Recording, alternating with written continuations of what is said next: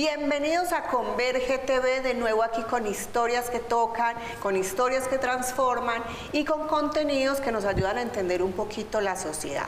Y resulta que en este momento estamos dentro de un contexto y de un panorama de transformación increíble que ha tocado y que ha impactado de muchas maneras, pero muy pocas personas saben que los procesos se transforman a partir de una historia y que las historias tienen orígenes y tienen orígenes en las personas, en sus propias historias de vida que transforman comunidades, y que esas historias de vida y esas comunidades que se transforman tienen impacto en todos los diferentes ámbitos que nos llevan a conformar un país, una nación.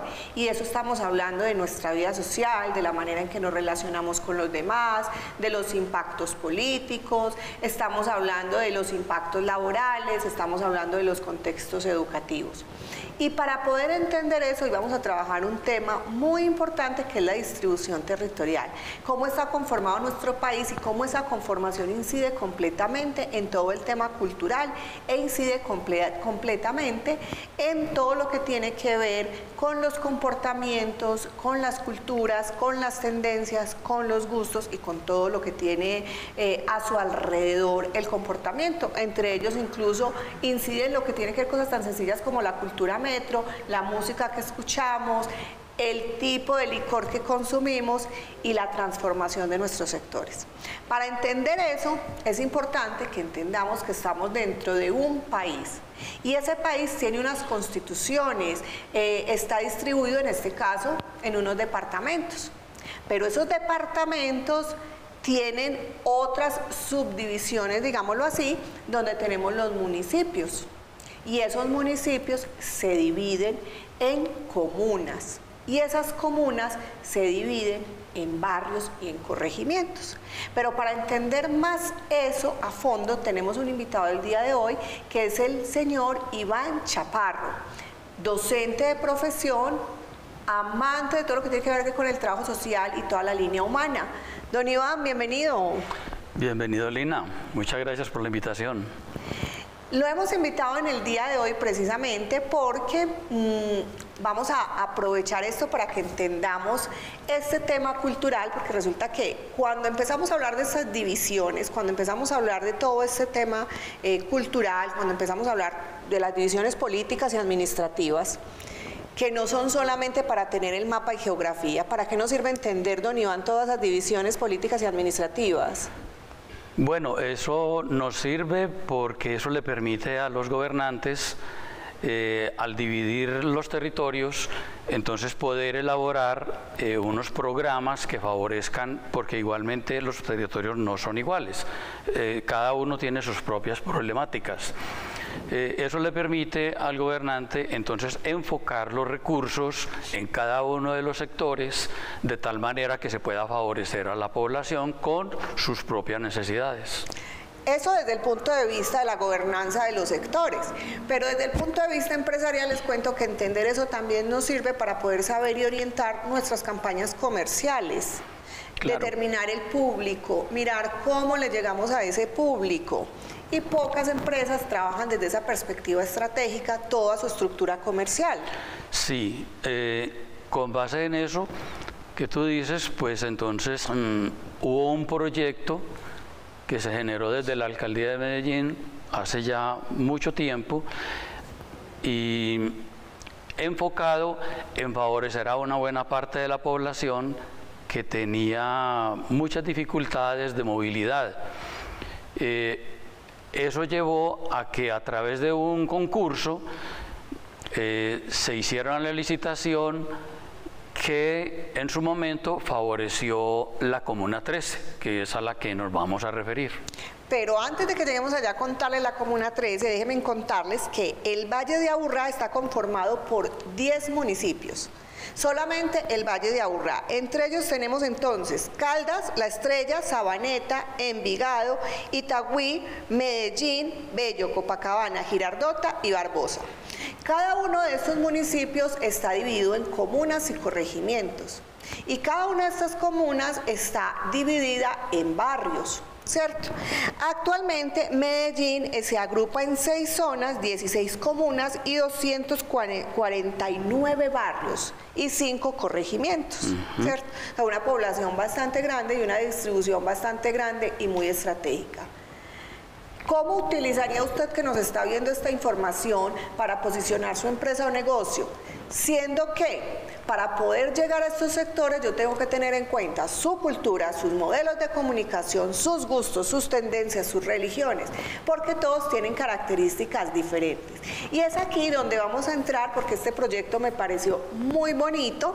Es un libro que nos habla precisamente sobre la Comuna 13, pero en especial sobre cómo surgió el barrio La Independencia número 1. Correcto. Cuéntenos, don Iván, al respecto. Bien, este libro surgió a partir de una conversación con mi hermana Luzmila Chaparro, quien vivió desde un principio toda la actividad dentro del barrio La Independencia número 1.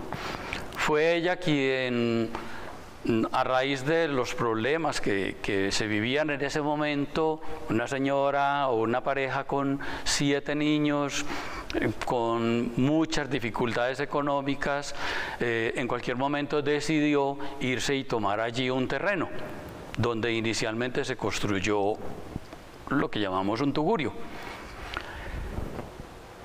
Y a partir de ahí se fue dando todo un proceso que ella lideró muy efectivamente, porque sucesivamente empezaron a llegar nuevas familias, se regó la bola de que allí se podían coger terrenos. Lo llamamos invasiones. Son invasiones. Y al tercer día de ella haber tomado el suyo, empezaron a llegar otras familias con las mismas ansias, con las mismas necesidades o más, y empezaron cada uno a coger su lote. Entonces, a raíz de que se daba digamos, un ordenamiento muy irregular, ella se dio a la tarea de tratar de organizar a la gente, cosa un poquito difícil cuando es la ansiedad y la necesidad la que domina el momento. Sin embargo, a través de ese liderazgo se fueron obteniendo cosas con el tiempo. Inicialmente, pues el barrial era horrible, las necesidades, las personas que iban llegando llenas de pobreza y de muchas falencias, pero entre todos se logró una unión que con el tiempo empezaron a superar. Ya miraremos qué cosas empezaron a superar. Pues podríamos decir que los barrios tienen su origen en un deseo particular de alguien de posicionarse en un sector determinado y una necesidad, obviamente, de instaurarse sus raíces dentro de un sector. Entonces empiezan a generarse comunidades, empiezan a sumarse personas a esos sectores y empiezan a construirse lo que son los barrios. Sí, normalmente son familias pobres que tienen la necesidad de una vivienda por las mismas dificultades económicas de pagar un arriendo. En el caso de mi hermana, pues había la dificultad de que como tenía tantos niños, entonces le negaban. Cuando ella iba a arrendar una casa, pero usted tiene 7 niños, uy, no, eso me destrozan la casa. Todavía esa es una condición. Hay veces que uno encuentra alternativas de arrendamiento y la primera observación que coloca es que no tenga niños. Y hoy en día aceptan más fácil las mascotas que los niños. Exactamente. Sí, entonces, pues ante la necesidad y la imposibilidad de coger otro camino, pues ella tomó y bueno, a partir de eso se ha dado todo un desarrollo, toda una vivencia, es todo un recorrido que llevamos hasta lo que es hoy, pero obviamente tiene su historia larga. Doña Luzmila, la autora del libro Creciendo en la Comuna 13, que incluso aquí vamos a tener un libro que nos van a dejar autografiado por la autora para entregarle a todos nuestros seguidores y a las personas que a través de nuestras redes sociales nos cuenten un poquito de cómo les pareció el libro y cuáles son las experiencias y compartan también sus experiencias de vida. Doña Luzmila tiene ya ¿cuántos años, don Iván? Ella ya cumplió 82 años. 82. Sí, para ella era un sueño tener este libro. Cuando ella me comentó alguna vez de que tenía por ahí un poco de notas, me dijo, hermano, es que tengo un montón de notas, tengo por aquí unas libretas, unos cuadernos. Le digo, ¿y de qué se trata? Me dijo, la historia desde que yo me vine al barrio. Ha sido una historia muy larga, muy peligrosa en ocasiones, de muchas satisfacciones, como todo en la vida. Entonces yo le dije, pues muéstrame las notas, yo quiero verlas, porque a mí me gusta escribir y tengo por ahí otras obras diferentes.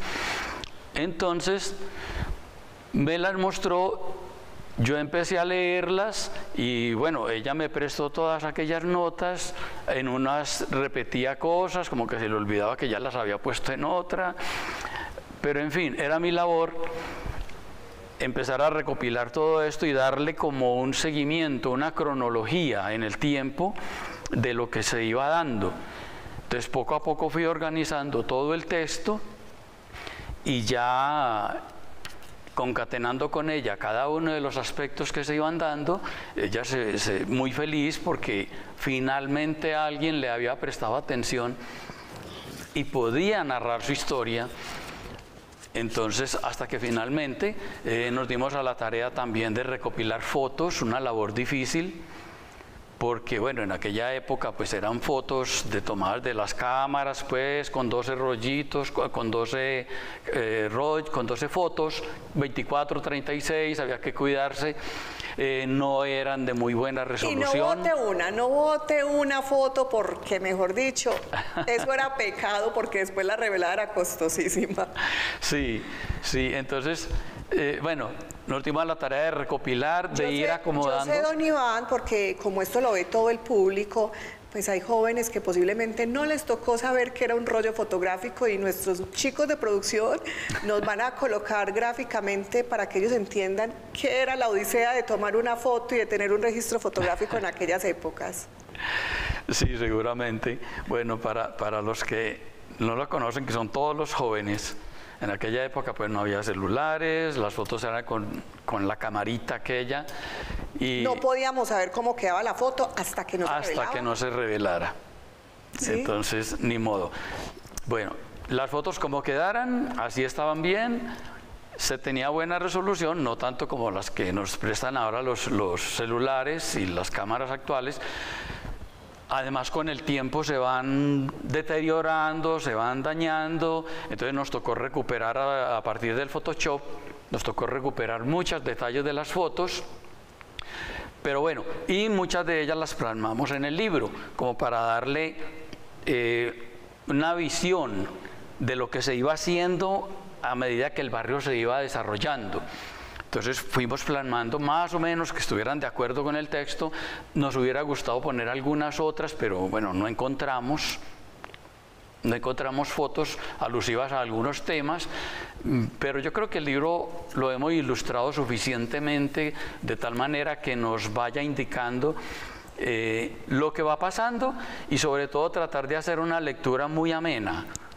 Muy de la gente, muy fácil de entender, de leer y de que la gente adicional guste. Porque doña Luzmila también le gustaba la poesía o le gusta la poesía. Le gusta. Y nos vamos a ir a comerciales, pero antes de irnos quiero que escuchen esto. Hoy he vuelto a vivir en la vereda de donde un día salí acongojada. Nunca pensé que volvería al sitio donde tuve que vivir muy angustiada. Ese es un fragmento del poesía La Vereda de doña Luzmila Chaparro. Vamos a ir a unos cortes de comerciales y ya volvemos.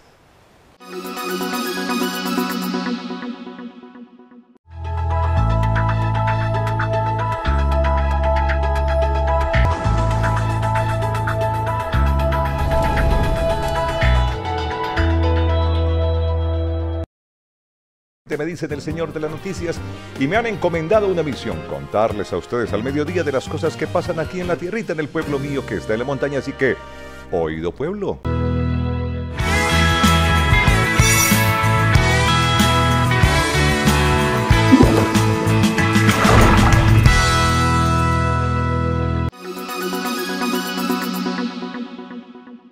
En los los años ya vividos he querido ser poeta. Es un mundo de nostalgia, de recuerdo y de tristezas. Basta ver al ser humano peleándose como fieras, matando hasta sus hermanos, regando de sangre la tierra. Mueve nuestros corazones recordando cosas viejas, viendo niños que lloran tirados en una acera. Y todo por la maldad que predomina la tierra, con huérfanos sin hogar por esta inconsciente guerra. Ver morir a nuestros hijos luchando por nuestra tierra, peleándose por la paz con las armas y en la guerra, con temores al hablar, al pregonar lo que sienten.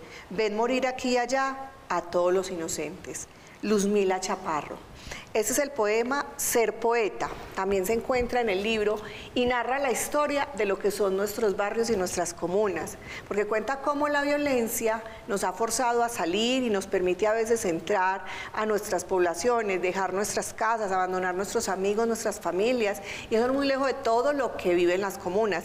De hecho, acá en el libro, don Iván, veo que también se tocan dos momentos muy cruciales en la historia de nuestra ciudad, como fue la Operación Orión, y usted me comentaba la otra es... La Operación Mariscal. Cuéntenos qué era eso de la Operación Mariscal, ¿qué fue eso? Bueno, en algún momento en el libro se narra bien de cómo era la paz en el barrio, de cómo había mucha unión entre todos los vecinos. Ellos todos colaboraban y trabajaban muchísimo y lo hicieron los mismos. Por ejemplo, en la instalación de toda la tubería, la alcaldía, a través de los alcaldes de aquel momento, William Jaramillo, la doctora Piedad Córdoba, consiguieron muchas ayudas para el barrio. Y entonces dieron las ayudas, pero les decían, les damos el material, pero ustedes los ubican. Entonces la gente se dedicó a abrir las zanjas, eso lo volvieron una fiesta. Abrían las zanjas, instalaban la tubería, en la tarde ya empantanados y embarrados hasta el cuello se dedicaban a tomar cerveza y a bailar, bueno, pero igual, ese era el ambiente que se iba formando en el barrio. Igualmente cuando se dio lo del restaurante, donde tuvo que ver directamente la doctora Piedad Córdoba. Lo del restaurante se dio para los niños, había mucha pobreza y fue una ayuda fabulosa. Todo eso iba muy bien hasta cuando aparecieron los grupos violentos que supuestamente iban a limpiar el barrio. Que iban a cuidar y organizar. Cuando ellos iban a limpiar el barrio, que se metieron a la brava, pues entonces ya empezó lo grave. Ahí hubo desgracias de muchas familias, de muchos jóvenes que desaparecieron y bueno, todo eso que ya conocemos que se da dentro de la sociedad. Y en algún momento, cuando apareció la Operación Mariscal, que fue una operación dirigida desde el gobierno, supuestamente para sacar todos esos grupos que se habían incrustado en el barrio, entonces a ella en cualquier noche de tantas la llamaron y que tenía que irse del barrio porque no querían líderes allí. En un principio se hizo ahí como la desentendida, como que el cuento no era con ella, y pasaron unos 20 días hasta que una noche le dijeron, bueno, ¿salen o se mueren? Tuvieron que salir en una sola noche. Sale que sea. Sí, tuvieron que salir en el lapso de una noche para alguna parte. Uno de los hijos les consiguió una casa en Copacabana, y a la mañana siguiente, con todo lo que envolvieron en sábanas, en costales, en lo que pudieron encontrar, salieron y se fueron. Gracias a Dios eso pasó y gracias a Dios alguien, el que los amenazó, pues igual fue un informe que se les agradeció mucho porque esa misma noche empezó la Operación Mariscal con toda su estela de desgracias. Ellos se salvaron pues por haber salido del barrio. Después, estando en Copacabana, alguien les ofreció cuidar una finca, se fueron para la finca, allí vivieron 6 años, contentos en el sentido de que había mucha paz, pero la preocupación de los amigos y vecinos que estaban sufriendo muchísimas desgracias. Esa paz que ella encontró en aquella finca fue la que le permitió sentarse a escribir estas cosas. Ahí fue donde ella se inspiró e hizo una cantidad de poesías que le vinieron sobre todos los sucesos que se estaban dando en el barrio.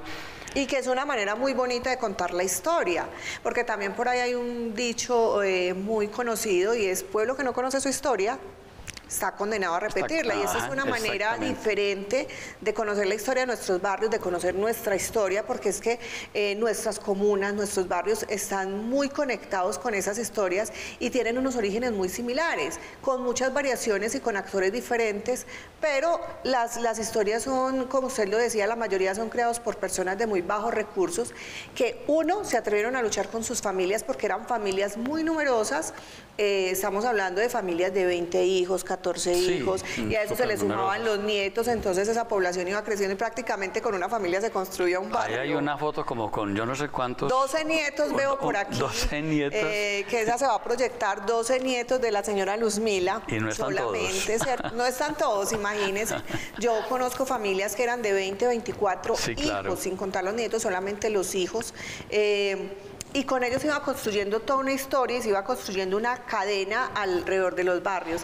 Y mira qué bonito, porque eso me lleva a recordar lo que eran las Navidades, y ahorita que estamos en plena Navidad, lo que eran las Navidades y cómo la cultura se empieza a definir y las tendencias y los gustos se empiezan a definir a través de esos círculos familiares y de esos círculos de amigos y de esa conexión entre lo que nos gusta y no nos gusta. Es por eso, por ejemplo, que durante esta época navideña nosotros, si vamos a los barrios y a las comunas y a los barrios populares, encontramos las famosas natillas. Ah, sí, por supuesto. ¿Cómo le llaman? Las marranadas. Las marranadas o las colectivas, ¿cierto? Y encontramos el super sartén inmenso donde come toda una comunidad. Donde se distribuye para todo el mundo. De hecho, es natilla para allá y para acá en todo diciembre, y usted en la nevera no encuentra y no natilla. ¿Cierto? Ahí está incluida la foto con... Aquí está incluida la foto. Los invitamos nuevamente a que ustedes adquieran el libro. ¿Dónde lo pueden adquirir, don Iván? En este momento el libro se puede adquirir allá mismo en el camino hacia las escaleras eléctricas, en la casa de Luzmila Chaparro. Allá mismo se puede adquirir el libro, o a través de mi persona, yo les puedo dejar mi número celular y me llaman y también podemos mirar cómo lo hacemos llegar. ¿Y a dónde lo pueden llamar? Mi número es 301-444-9843. Miren, conocer la historia, conocer nuestra comunidad, nos permite no solamente desde la gobernanza, como lo explicaba al inicio don Iván, distribuir un recurso, mirar las necesidades, saber cuáles son los proyectos.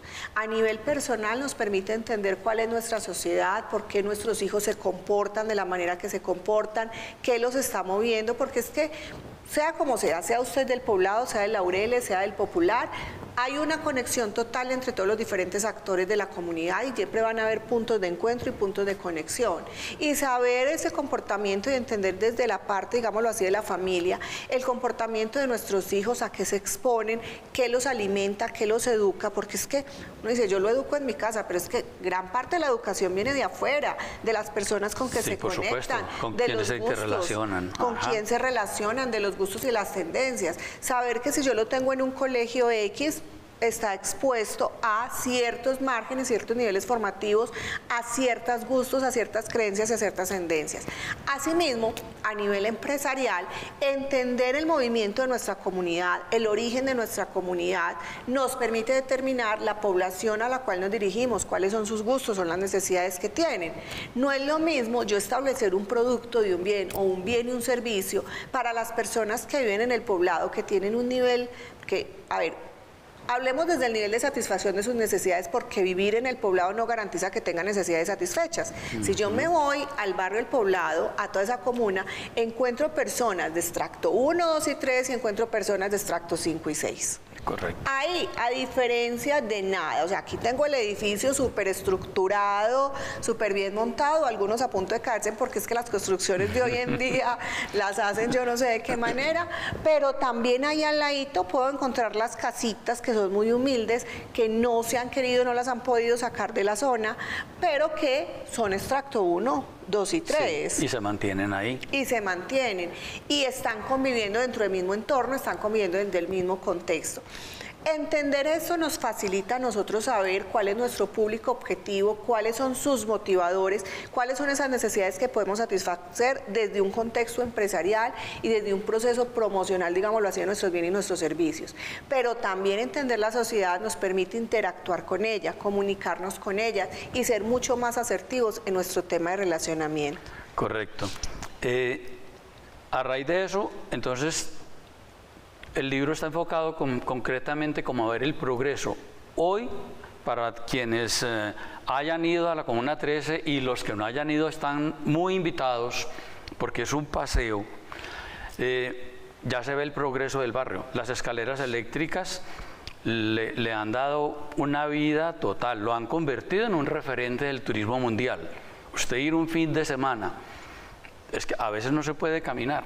El flujo de gente es tan grande que es difícil avanzar allá. De hecho, casi no se permite ni la entrada de los carros porque es que no se puede.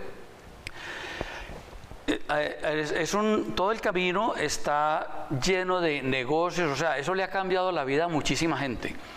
Porque la misma gente del barrio... obviamente eso mueve la economía del sector. Claro, claro, se mueve mucho. Casi todo es una galería de negocios de una y otra índole, casi todos relativos a asuntos del barrio. Otros no, son comidas y cosas que no han de faltar. Pero los guías turísticos que están allí, y que muchos de ellos ya manejan el inglés de una manera, son casi siempre muchachos del mismo barrio, que aprendieron el inglés y lo manejan súper bien con los turistas. Y se encargan de atender a todos esos turistas y de direccionarlos. Ellos hacen todo el tour, lo que llama el Grafitour, lo hacen, van con ellos y los acompañan hasta un viaducto que el actual alcalde Daniel Quintero lo terminó, y es un paseo completo, o sea que están muy invitados para que vayan a la Comuna 13 y adquieran el libro, que se consigue allá en la subida. Recuerden también que a las personas que estén, digámoslo así, interactuando con nuestras redes sociales, les vamos a tener un sorteo de uno de estos libros autografiados por su autora, la señora Luzmila, ¿cierto? Y como el tiempo es tan cortico, se nos ha acabado el programa, pero no quiero irme sin que escuchen esto, también de la autoría: desconfiar. Llegaste cuando menos lo esperaba, del amor yo siempre desconfiaba, quise confiar en ti ilusionada por la sinceridad de tus palabras. Con cariños y mimos conseguiste borrar la tristeza de mi alma, sin pensar que el amarte sufriría, llegando casi hasta perder la calma. Te fuiste un día sin explicación, dejando en trizas mi pobre corazón. He aprendido con justa razón que se debe desconfiar en el amor. ¡Qué bonito! Ay, esas son palabras, esas son las letras que necesitamos hoy en día en las canciones. Los adoro, los amamos.